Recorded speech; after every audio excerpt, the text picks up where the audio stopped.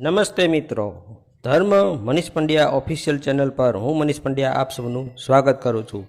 મિત્રો, આજના વિડીયોમાં સાંભળો શ્રી પુરુષોત્તમ સ્તોત્રમ. આ સ્તોત્ર પદ્મપુરાણમાં ઉલ્લેખિત જોવા મળે છે. આ સ્તોત્રમાં ભગવાન શ્રી કૃષ્ણના પુરુષોત્તમ સ્વરૂપને નમન કરીને તેમના વિવિધ નામો અને સ્વરૂપોનું સ્મરણ કરવામાં આવ્યું છે. અંતે અધિક માસમાં તેનો પાઠ કરવાનું મહત્ત્વ અને ફળ પણ બતાવાયું છે. તો આવો સાંભળીએ શ્રી પુરુષોત્તમ સ્તોત્રનો ગુજરાતી અનુવાદ. દેવોના દેવ, જગતના સ્વામી શ્રી પુરુષોત્તમને હું નમસ્કાર કરું છું. ગોલોકના પતિ, સર્વ રીતે પૂર્ણ અને સર્વવ્યાપી એવા પ્રભુને હું નમું છું. શ્રી રાધાના પતિ શ્રી કૃષ્ણને વારંવાર નમસ્કાર. યશોદાના પુત્ર અને ગોપીજનોના મનને હરી લેનારા પ્રભુને હું નમસ્કાર કરું છું. હે નંદ બાબાના પુત્ર દેવકીનંદન પ્રભુ, તમને નમસ્કાર.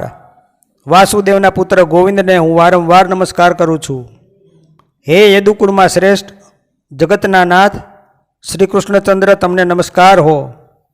હે પુરુષોત્તમ, શરણે આવેલા ભક્તો પર વાત્સલ્ય રાખનારા, તમે મારી રક્ષા કરો.